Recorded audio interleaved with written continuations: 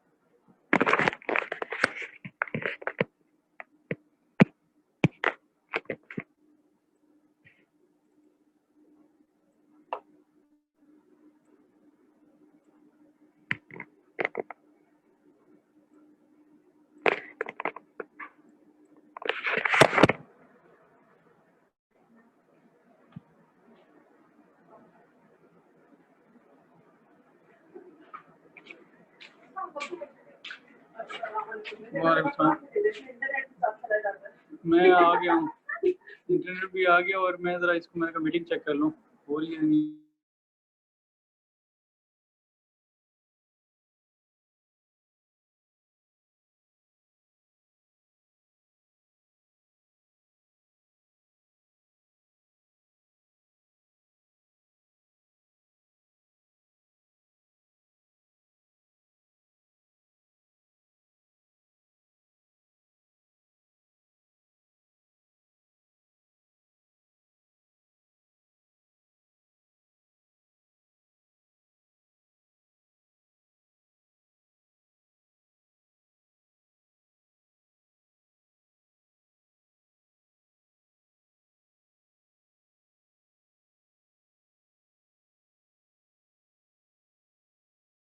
So, for example,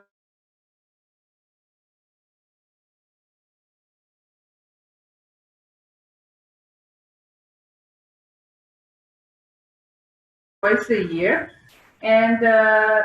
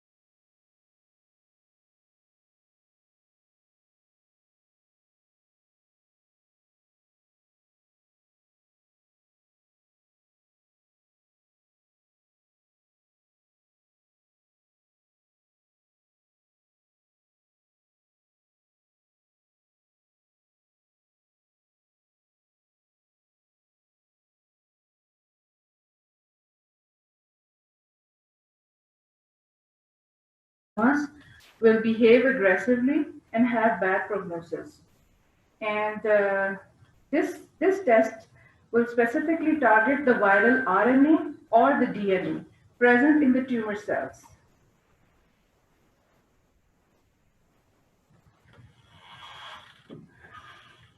Is there another way to forward this, because this is not all time working all the time?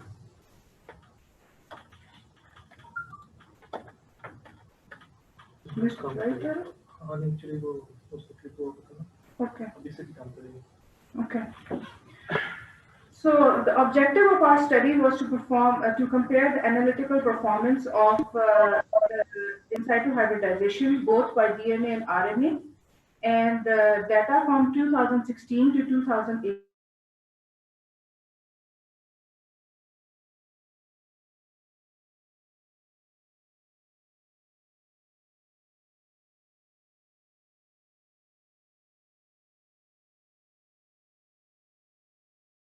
the in situ hybridization testing um, by fish studies are better or are less expensive than the ones that are done by PCR. Because in PCR, the tumor tissue is actually taken away from the slides, then the DNA or the RNA is extracted by multiple steps, and that is then run into the PCR machine, which is a little cumbersome, high cost, and it's not widely available. P16 is another surrogate marker. What we do with P16 is it's a simple immunohistochemistry stain. It's a surrogate marker for HPV-ish testing. We can use it in the lab to detect the HPV DNA. But P16 is again not very uh, specific, because sometimes in HPV negative cases also P16 turns out to be positive. So that's why the ISH study, in situ hybridization, is considered a gold standard for the diagnosis of high-risk human papilloma virus cases.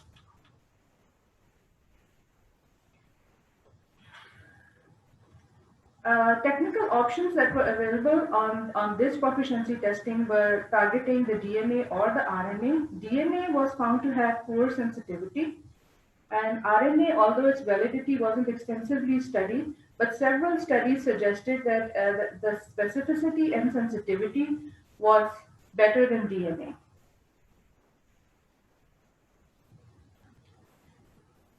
This is a slide of invasive squamous cell carcinoma.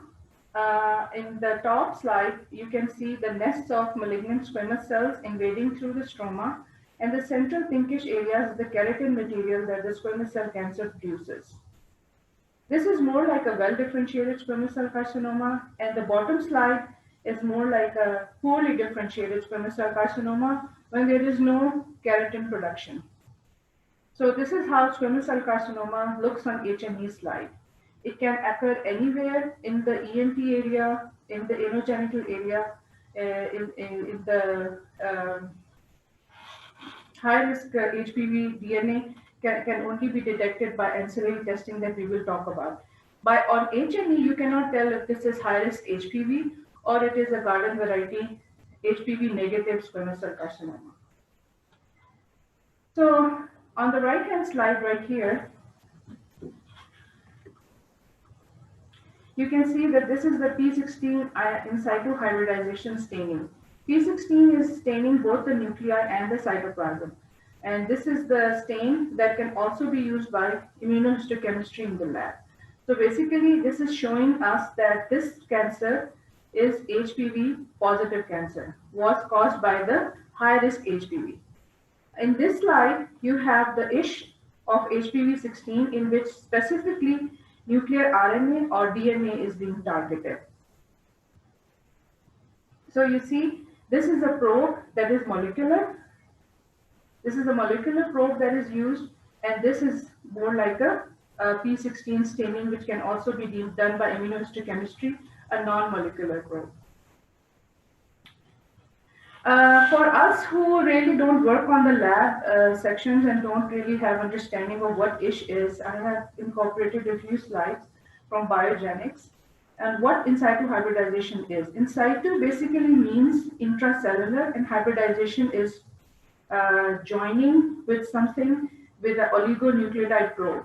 So basically what happens is you have a slide where you have a paraffin embedded formalin fixed tissue. You take a section on the slide and you create barriers on each side of the slide by extensive paraffin. Then you basically these are charged slides.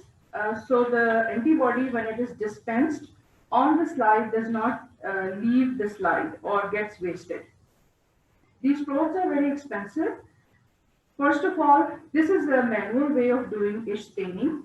An easy wax solution is used to remove the wax which is present in the section of the tissue, and then rehydration and dehydration steps are used by xylene and distilled water. Then there is a specific agent called nucleic acid retrieval agent. When that is used, what it does is it breaks the DNA double helix into single helix. So the single helix of the DNA then exposes the nucleic acids where your diagnosing probe will actually come and attach. So those probes that are used could be either the complementary DNA probes or the RNA probes. That's what we are basically comparing. So probe here that is being used is being added now. This probe is an oligonucleotide probe, which could be DNA or RNA, as I mentioned. This can be done in a machine because the temperature that is needed to denature the protein of the native DNA is very high. So that's why it has to be done in a machine.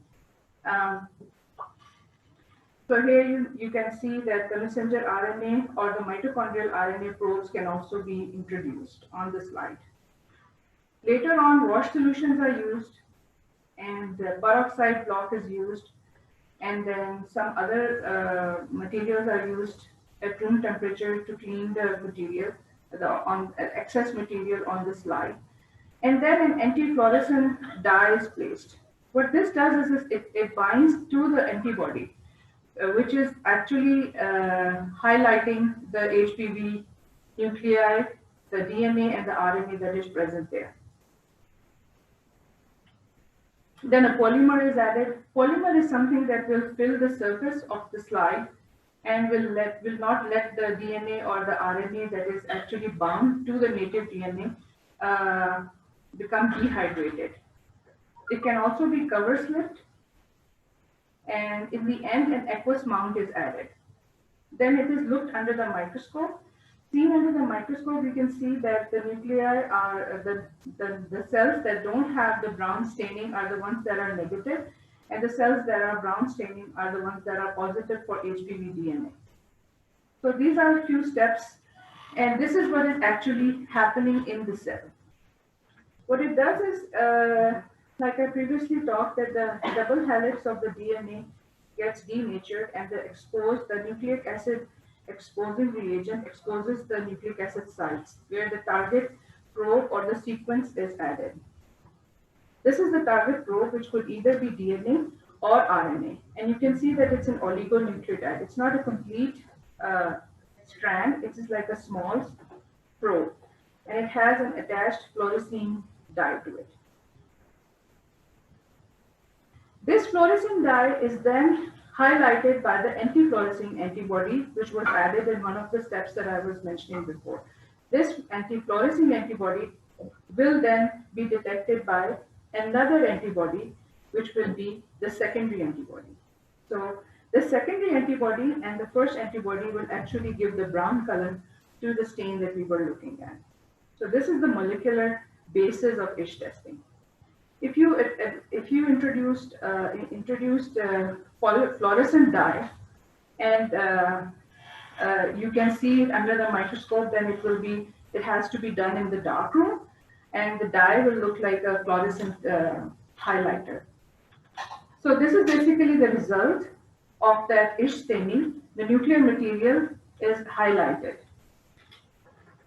So there are many ISH probes that are available commercially. This is one of the ones that is used by this specific company.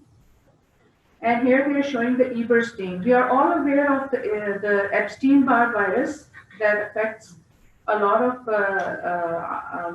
immunocompromised patients when they develop lymphomas and lymphoproliferative disorders. And Eber staining is a very important tool that can be used to diagnose these lymphomas, especially diffuse large B-cell lymphomas. If they are Eber positive, definitely there's a value to it.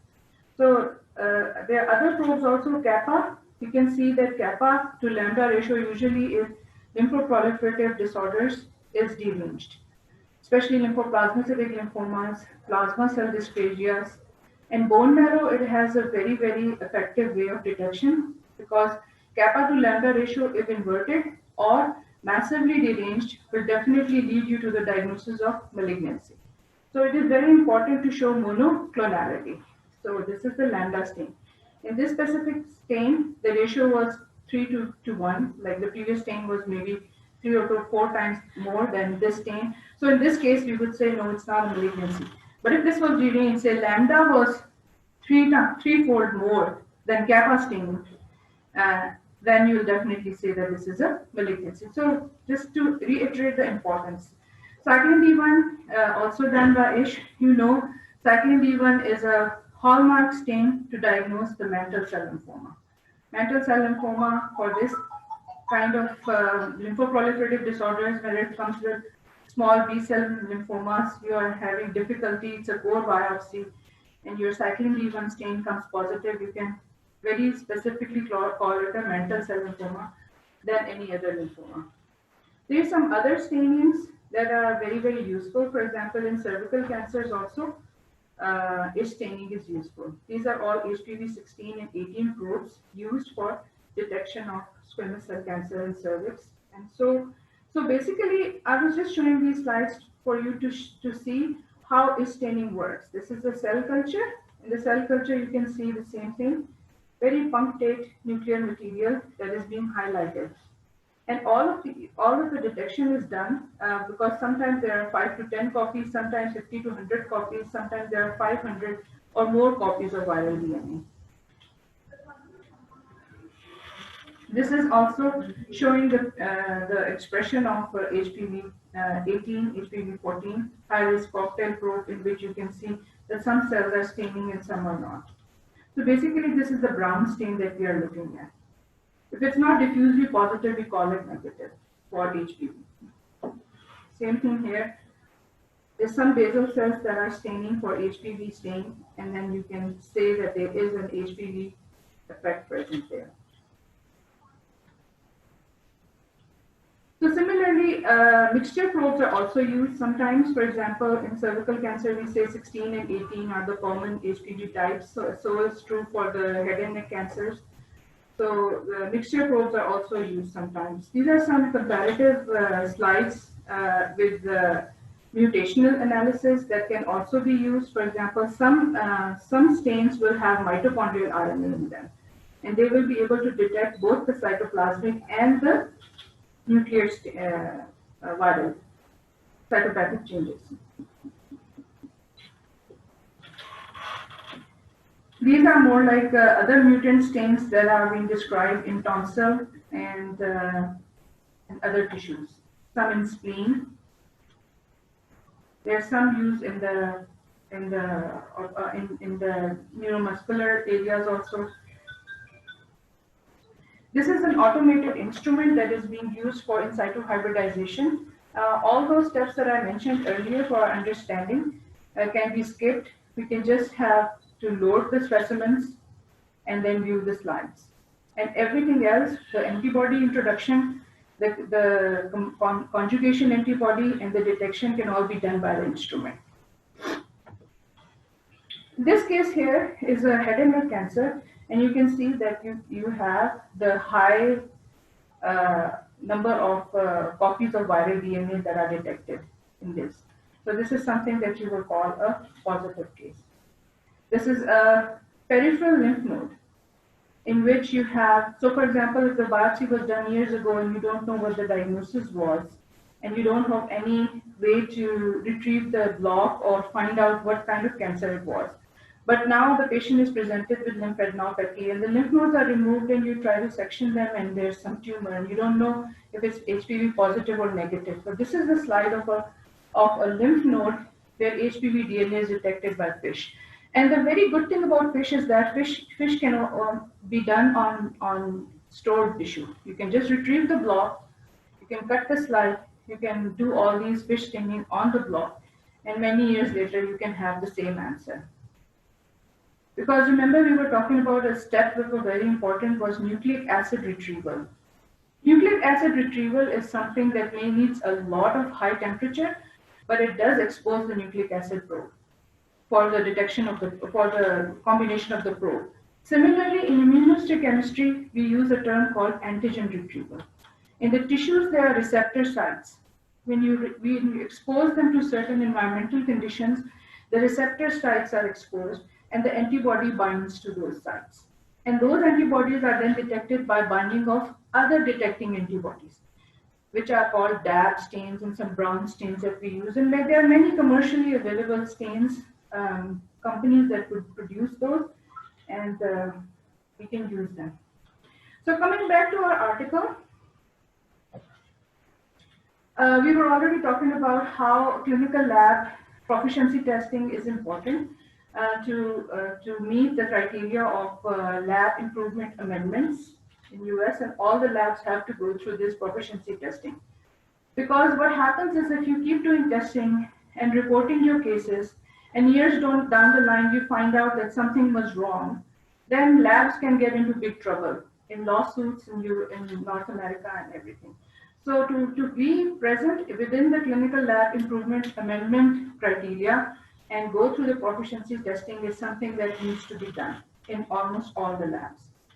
And in this particular study, the Molecular Oncology Committee of CAP was providing the proficiency testing, and certain tissue cores were derived from the xenograft of 1 to 3 cell lines. So these 3 cell lines were used basically to prepare those tissue cores.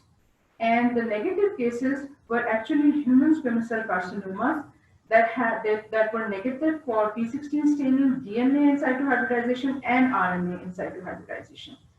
So basically, all these cases were detected. So the positive stains, what they did was the positive cases, they did cores, microarray cores. I'll talk about that in a few minutes, on already the cell cultures, and the negative ones they took from the negative HPV negative clinical cases.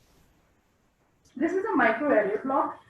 What actually is done is that tissues from the positive cases, for example, if you want to produce a microarray block, these small areas, there are holes. These are actually tumor tissue. All of these, this specific microarray is probably 100 cores, and so this is also 16 cores, 20 cores. What they do is they take an empty paraffin block, and then from the tumor block they put burr holes. From the tumor is extracted from the paraffin block, and then it is inserted into the tissue microarray block. The exact technique is beyond the scope of this, but I just wanted to give you an understanding on how tissue microarray works, is that a lot of cancers can be put on a single block, and then when you cut that slide, you have a variety of cancers. What is important with our current topic is that, for example, some cases have 5 to 10 copies of viral DNA. Some have 50 to 100, some have more than 100 copies of viral DNA. And you collect all those cases and you put on one tissue microarray block and you use as a control in your lab. And then you put your ENT cases that come in your practice and you produce control and then ISH staining on your cases, and you use that block as your control block. This is very commonly used in immunohistochemistry as well. These microarray techniques are very, very beneficial, and they've been there in the practice for about 10-15 years. I remember microarray was like a beginning thing about 12 years ago, but now everybody is doing microarrays. Very efficient. So basically what they did was they prepared the cores and they sent it to the participating labs. Then their cores and their testing was compared, and they were supposed to tell who the manufacturer was and what the HPV target was. Was it RNA? Was it DNA? And then these are the what is the negative control that the lab has used. So these are the things that they were supposed to be telling. So all the cores that had 1 to 2 copies were considered positive. So any staining, basically any staining on the slide, even 1 to 2 copies of the viral DNA were considered positive for the purpose of involved by high risk HPV versus negative for high risk HPV. So all the copies were positive, and if there are no copies, then they were considered negative. And then comparison were performed both based on copies per cell and the probe manufacturer, and the ISH type, whether it's DNA or RNA, and how many copies per cell were detected. Different corrections were applied for multiple reasons. Some paired t-tests were done on this, and the software that was used was the statistical analysis 9.4. And some adjustments were made. Some tests were removed from the study because I think that was a good thing that they did, because if somebody has sent the course of HPV-16 tumor and they are putting HPV-18 probes on them, so then that would be invalid. So that they removed those. So what they actually found was that ISH type, based on the ISH type, whether DNA or RNA, and the number of copies, they found that the correction, after the correction, the number of responses, 97.4% of the responses were positive, like concordant, wherever there was RNA used as a probe, as compared to 80.6 where DNA was used as a probe. And in the negative cases as well,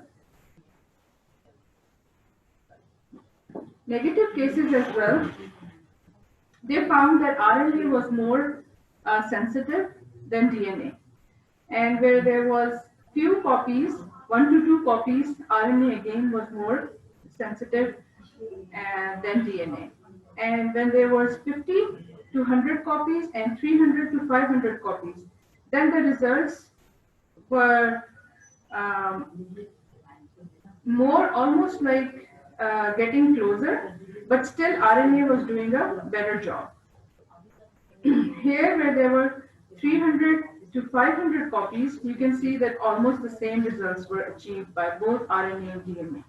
So I think wherever the statistical significance lies is where the supremacy of RNA as a better sensitive detection test is, where the tests were having 1 to 2 copies or 50 to 100 copies. So that basically, I think that the statistical analysis that they used and the p-values also tell us that they were good detection systems.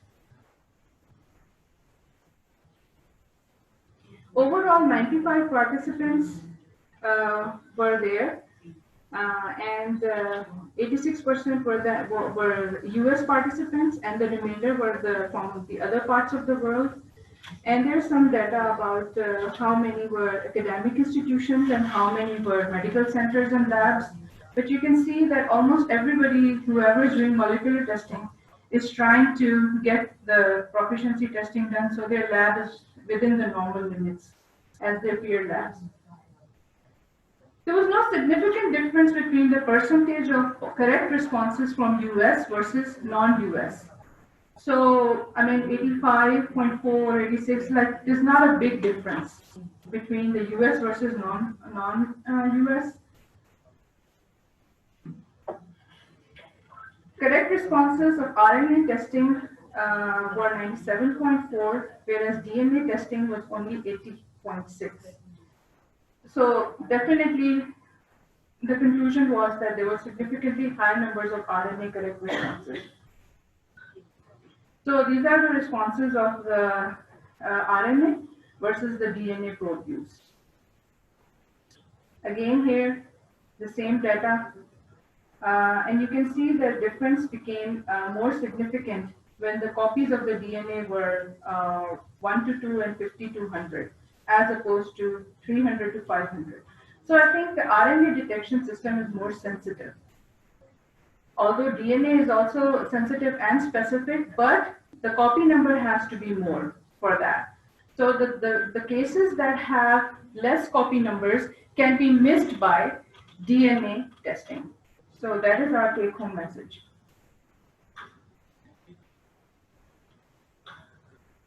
Same thing is reiterated here. So also in the meantime, during this period of a couple of years where they were doing these gap testing, they also noticed that some labs changed their testing from DNA to RNA. And that led to improvement of the testing of about 12% cases. So what happened is, it wasn't basically the technical expertise of the people who were performing the tests. It was actually the probe that was being used, the technical kit that was being used.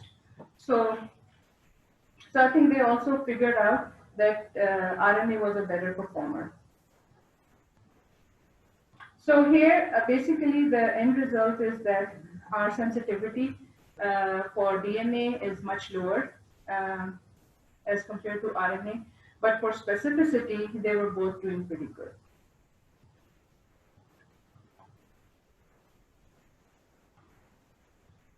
So you can see that the specificity of both RNA and DNA is pretty good. So that's why p-value is not very good, because there's no difference. There's nothing to compare about. Right? As researchers, some of us like to see the lowest p-value because we want to see the difference. If there's no difference, it's not very appealing to us.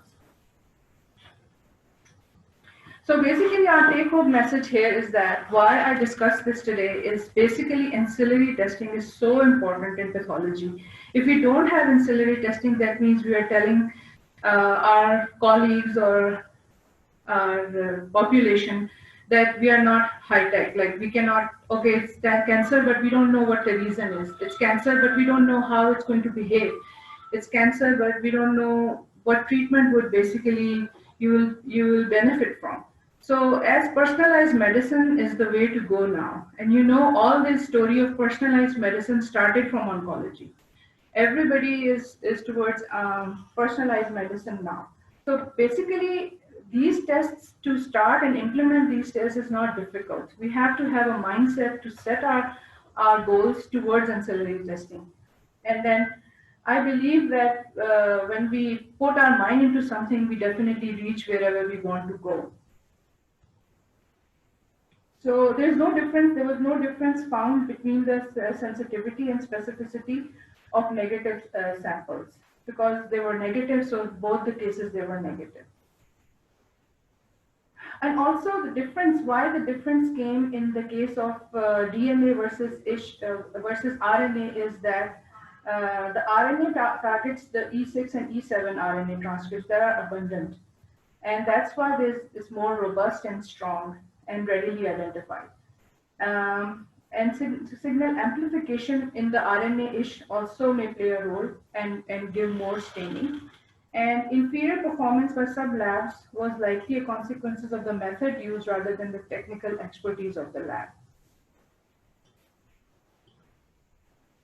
Limitations of this study was that the xenografts that were produced in the cell lines that were sent to them, the three sets that we talked about, 1 to 2 copies, and the other ones also, they were not the ideal cases that should have been selected. But to keep standardization, the CAP selected to do this. Otherwise, I think it would have been, that's what they mean. The limitation of the study is that ideally there would have been original cancer cases that had these less copies of HPV DNA and more copies of HPV DNA. But to collect all these samples and to make microarrays out of them and to send across the world, I think it's doable. It's just that in this specific these specific 2 years mailing, they didn't do that. And they just use xenograph. And xenograph, as we know, are not human tissue. So is that really, they're already mentioning the limitations of their studies. Is it really comparable? What we were giving you guys to pick in human tissue, and we were sending you samples of xenografts. So is it fair? So they already mentioned that as well.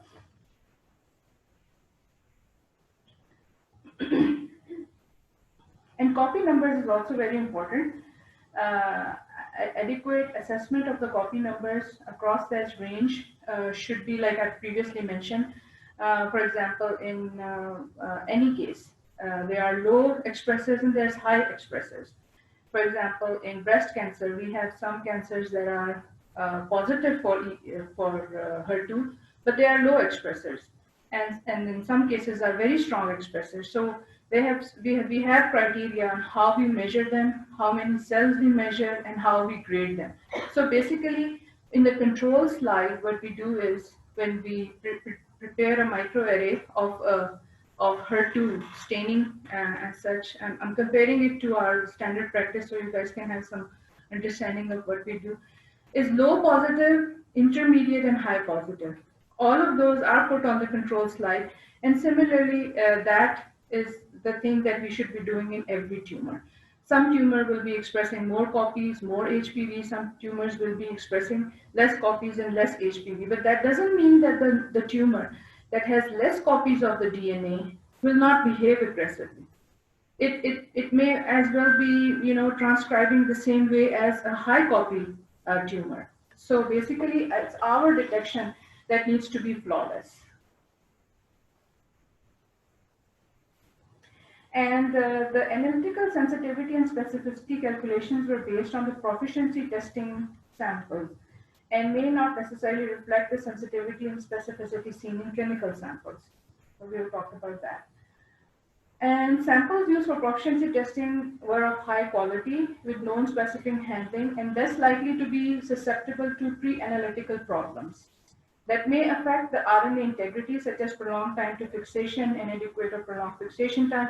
So what we do in clinical practice, we understand that there's a lot of pre-analytical error, or at least some, like handling, how we handle the tissue, and how RNA is actually more delicate than DNA. So basically, RNA gets affected more, and especially in PCR testing, it is very, very fragile. DNA data for probe manufacture restricted in some cases by the number of participants and may not be adequate representation of performance of those manufacturers. So manufacturers is another issue, like which manufacturer to use. A word of say goes that, whatever is a good manufacturer, you have to see that how their performance is consistently in the lab practice, in the clinical practice. If they're good manufacturers and they publish fair data, then they should be. So in this case also, manufacturer data wasn't very, they tried to standardize it, like put some as more standardized manufacturers compared to others. I didn't go into the detail of that because that's not the scope of what we need to get from this article.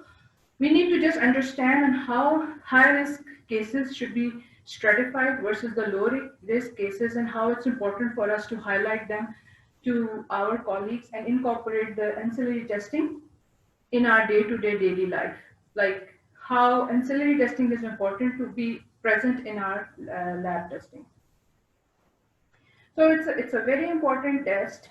It complements P16 immunohistochemistry, specifically those cases of squamous cell carcinoma that are HPV negative, but they turn out to be P16 positive by a false positive result. Those can be stratified or further looked into ISH staining.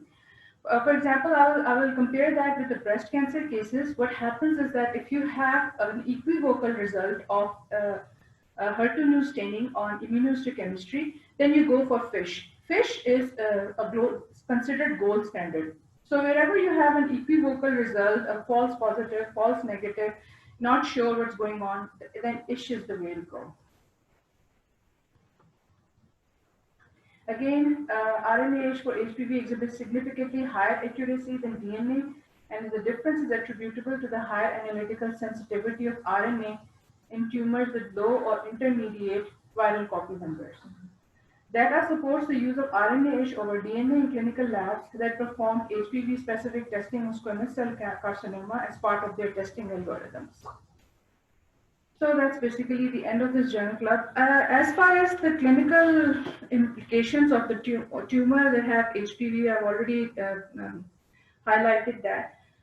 But regarding the validity of this study, I think it was a good study because it very fairly compared the two specific targets that were being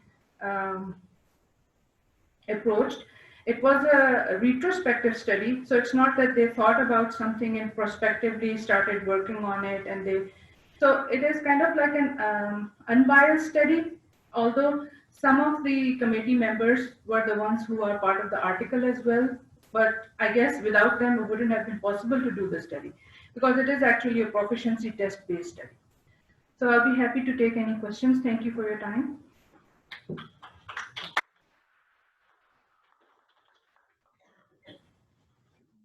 How much additional cost it will put on the patient if we are going for this testing, especially for the oncology cases? It's if you talk about hour here, the itch testing is about 15,000. So the testing that is available on Eber staining or by staining of the HER2 cases that are not solvable by immunohistochemistry alone, and ISH is used for 15,000. Remember what additional time it will take to get the report?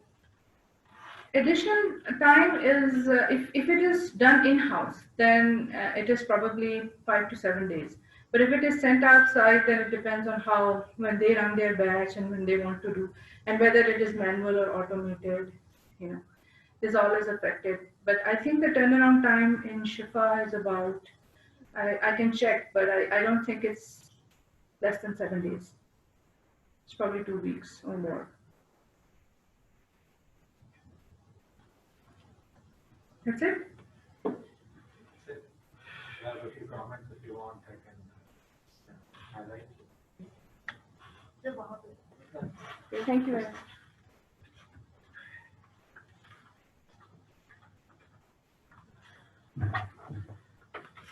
Assalamu alaikum. Thank you, Dr. Shagul. I think it was a brilliant demonstration of how molecular diagnostics tools are shaping up translational research in the 21st century. And the fact that when we're talking about targeted therapy, then obviously molecular diagnostics have taken the front role with RNA microarrays and other forms of diagnostics in the last 2 decades or so. Just to put the things in a clinical perspective, as clinicians, we all understand the prognostic significance of head and neck carcinomas, particularly squamous cell.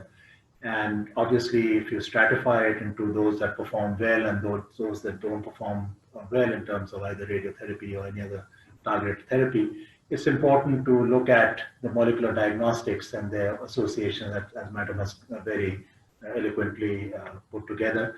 But just from a perspective of the audience out here, I just want to put in perspective, how do we as clinicians make a diagnosis, and how do we use that the diagnostic tests clinically? So in general, whenever we are looking at any clinical case for the audience who are all age groups out here, so we are looking obviously at a pre-test prevalence of something. Pre-test probability of something is basically based on the prevalence of disease. So if you see somebody who has a head and neck tumor, maybe arising out of sinuses or any other area, you are basically going to have some kind of a estimate of what it is likely to be just based on the prevalence of that. So squamous cell carcinoma out of all head and neck carcinomas is 60%, that's your pre-test probability, just to begin with. Or if out of all masses, malignant ones are 30%, that's your pre-test probability just to begin with. Then you add a diagnostic test, which obviously has to come in from your history, your physical examination, and your lab and ancillary data and your CT imaging in addition to the lab.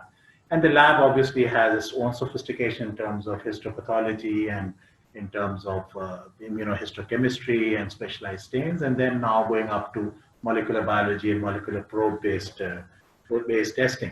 And then that test, the accuracy of that test leads to an increased post-test probability of a diagnosis. So you use the tests which are supposed to be highly sensitive and specific.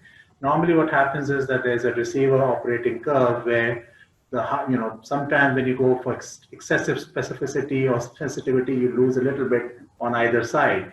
But then there are certain tests which are very sensitive, which obviously have to be cost effective, which are used as screening tools. So for screening tests, you have to have a very highly sensitive test, which is also cheap. Usually in clinical practice, we go for screening tests which are cheap. But then when the stakes are so high in terms of the stratification, in terms of the outcome, and in terms of the therapeutic aspects and prognosis of a disease such as squamous cell C of the head and neck, then obviously, so the more you invest in your accurate diagnosis, the more you save in terms of the targeted therapy that you're going to be able to do.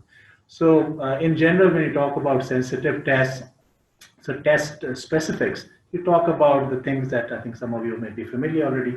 Sensitivity is true positive over true positive plus false negative. But in simple words, a sensitive test, highly sensitive test when negative, it rules out disease. And that is what a screening test is all about. And a specific test is true negative over true negative plus false positive. And that means that a highly specific test when positive rules in disease. That's the way to look at it. So SN snout and SP pin. That's how you remember that. But even the other aspects are predictive values. So test is positive and disease is there. So like a positive predictive value and test is negative and disease is not there, negative predictive value. Now, instead of looking at all four aspects, they've done something very nice in the last 10 to 15 years. And what they've done is they've talked about likelihood ratio. So positive likelihood ratio is sensitivity over 1 minus specificity, and a negative likelihood ratio is 1 minus sensitivity over specificity. Simply stated, it means that when you have the disease, the test is positive, and when you don't have the disease, the test is negative. That's positive and negative likelihood ratio. So if you look at the sensitivity of this RNA, it was as good as what, 99 or 98%. So sensitivity 98 divided by 1 minus specificity, which was basically 98 or 99. So that's a good positive likelihood ratio of around 80, 90 in itself. And each time a likelihood ratio is more than 10, it significantly improves your post-test probability of a diagnosis.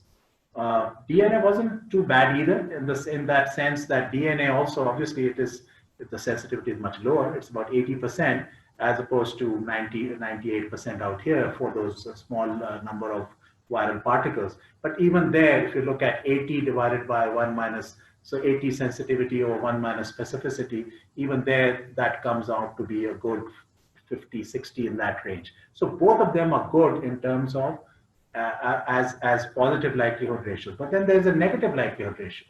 So the negative likelihood ratio, like I said, is 1 minus sensitivity or specificity. There, the smaller the number, 0.000, whatever, that's better.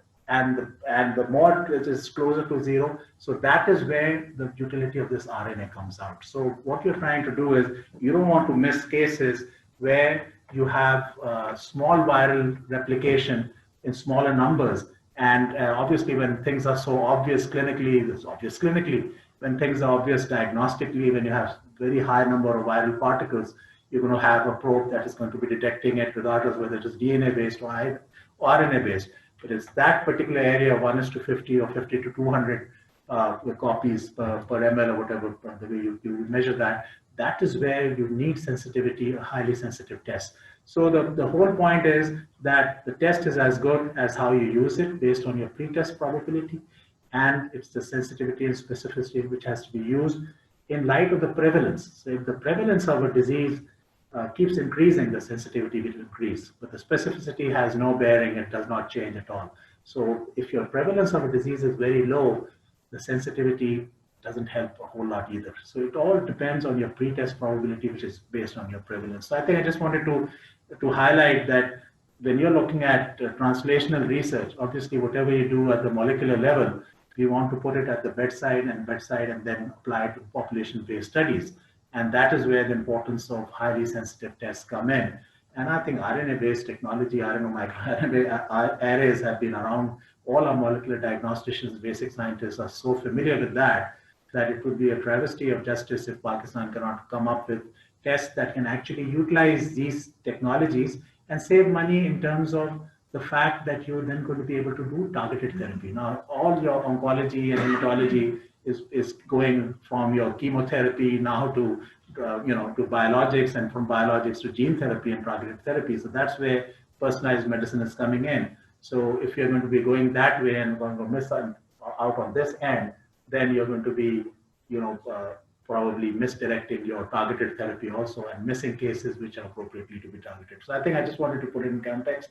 I think it, for me, it was a very good learning experience. Thank you very much. And thank you to the audience. And I think Dr. Asfa, you can take it from here. Thank you. Thank you so much.